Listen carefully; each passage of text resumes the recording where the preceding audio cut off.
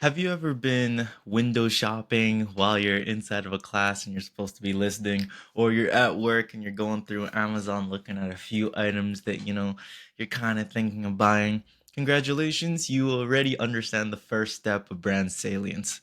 The core idea here is that people shop before they're actually ready to buy things.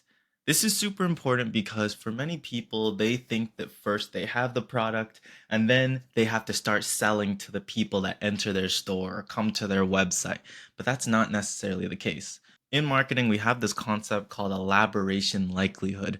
And this asks the question, are you even in the running for a customer's potential purchase? When customers are ready to buy something and their check just hit their account and they're like, oh boy, what am I going to spend my $100 on? I'm going to go get a drink, right? Inside their mind, they're already thinking about all their options. Coca-Cola, Pepsi, any other guy that's not owned by one of those two companies.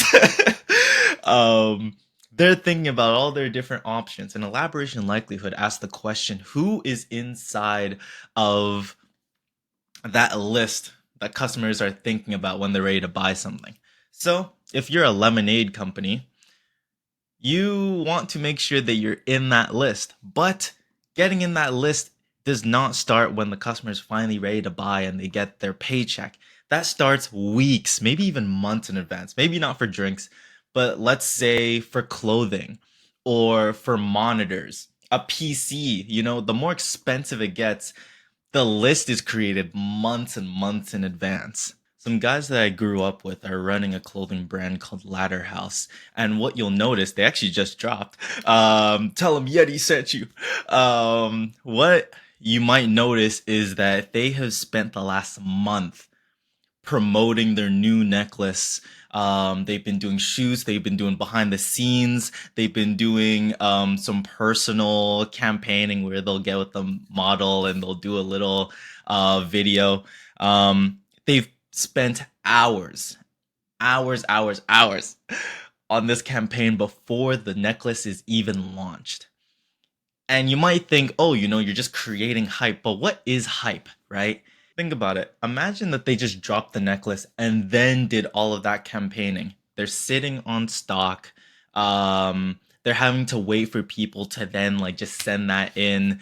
And there might not be as much FOMO. But when you create a life around the product and people can envision themselves with the product and they see other people having fun with it, they're like, man, I wish I was there, right? You are now entering into their elaboration likelihood. It's the likelihood of somebody thinking about purchasing your product so that when you finally launch it, you're in that list and people are now assessing, if I want some necklaces, here's all the brands that I have. Now, studying this and measuring for it is very, very difficult.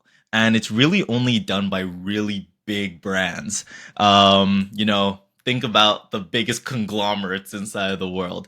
And they try to do this by presenting a bunch of brands to you and seeing how likely you are to even click theirs. Or they'll say, have you heard about this brand? And so on. You've definitely seen this on your YouTube ads here and there, or maybe your Instagram ads, where I'll ask you, have you heard of this brand? What's the chances of you buying this brand?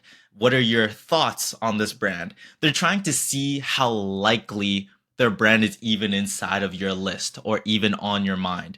Because if they're in your mind, then when you're ready to buy, it increases the conversion rate. You can't do this study. It takes too much time. It's a lot of effort just to get data that is hard to action on. And it's hard to not skew that data either, because chances are you're showing it to somebody at a time when you've just shown them an ad. For you and your business, or maybe you're working for one, this just means that before you want people to purchase things, or before you want people to do an action, whether this is for an event or this is for a job, I feel like a lot of people, when they put their mind to something or they're about to publish something, whether that's saying that, hey, I need a job now, or whether that's, this event is happening that I'm preparing.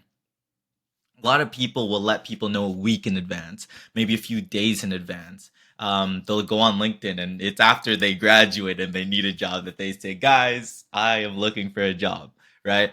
We want to get inside of the list of decision makers before we actually expect them to make a decision. So that is what networking is essentially. You're getting in the mind of a recruiter, of a manager, so that when the time actually comes that they have a job opening, they say, "Oh, a fly just hit my window."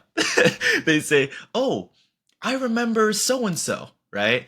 Or when somebody's thinking about what event they want to go to, what date night if you have a restaurant, or just something fun to do in the city. If they've been seeing your content, this event is happening a month from now, 3 weeks from now, 2 months from now, and you create really good branding around it. When the time finally comes, they'll say, "Oh, I've been seeing that one thing." You get me? Right? So, brand salience is a very, very powerful tool. And once we understand it, we'll see our conversion rate absolutely skyrocket.